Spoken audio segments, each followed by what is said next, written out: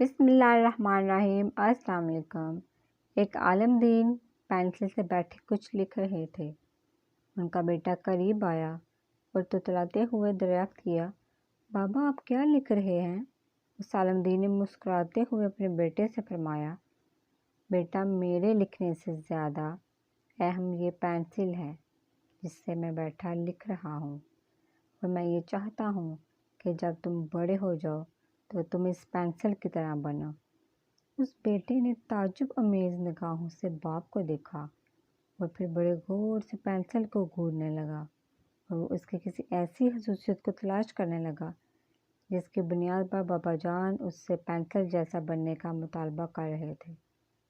بڑی دیر تک پینسل کو دیکھنے کے بعد اسے کوئی ایسی چیز نظر نہ آئی جو اس کے ذہن کو کھٹکتی، اور اب بچے سے رہا نہ گیا۔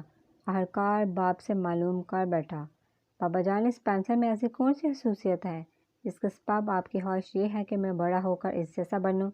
اس عالم نے کہا، اس پینسل میں 5 اہم خصوصیات ہیں، اور تم یہ کوشش کرو کہ بڑے ہو کر تمہارے اندر بھی یہی خصوصیات پیدا ہوں۔ نمبر 1، تم بڑے بڑے کارنامے انجام دے سکتے ہو، لیکن کبھی یہ مت بھولو کہ کوئی ہاتھ ہے جو تمہیں چلا رہا ہے اور تم سے یہ کارنامے کروا رہا ہے، اور وہ اللہ تعالیٰ کا دست قدرت ہے۔ نمبر 2، پینسل یہ اجازت دیتی ہے کہ اگر کچھ غلط تحریر ہو جائے تو تم ربڑ سے اسے مٹا کر اپنی غلطی کی اصلاح کر سکو۔ بس تم یہ سمجھ لو کہ ایک غلطی کو صحیح کرنا غلطی نہیں ہے۔ نمبر 3، کبھی کبھی جب اس کی نوک گھس جاتی ہے تو کٹر یا چاقو وغیرہ سے اسے تراشا جاتا ہے۔ اگرچہ یہ ایک اذیت ناک چیز ہوتی ہے، لیکن بہرحال اس کی نوک تیز ہو جاتی ہے اور پھر یہ اچھے سے کام کرنے لگتی ہے۔ بس تمہیں بھی یہ جان لینا چاہیے کہ انسان کو اگر کوئی صدمہ اور کوئی دکھ پہنچتا ہے تو اس لیے ہوتا ہے تاکہ تم بہتر کارکردگی کا مظاہرہ کر سکو۔ نمبر 4، یہ بات بھی ذہن نشین رہے کہ پینسل کی لکڑی اور اس کا ہول لکھنے اور تحریر کرنے کے کام نہیں آتا، بلکہ لکھنے کے کام ہمیشہ وہ مغز آتا ہے جو اس لکڑی کے اندر چھپا ہوا ہوتا ہے۔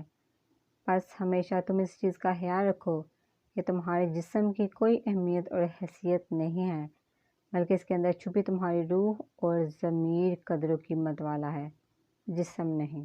نمبر 5، پینسل جب کچھ لکھتی ہے تو اپنے کچھ نقوش کاغذ پر چھوڑ دیتی ہے جو مدتوں کاغذ پر دیکھے جا سکتے ہیں۔ بس تم بھی یہ بات سمجھ لو کہ تم جو بھی کام کرو اس کے نقوش تمہارے بعد باقی رہیں۔ اب یہ تمہارا کام ہے کہ تم کیسے نقوش چھوڑ کر جاتے ہو۔ کسی عمل کو انجام دینے سے پہلے کئی بار غور و فکر کر لو کہ کہیں تم کچھ غلط تو نہیں کر رہے۔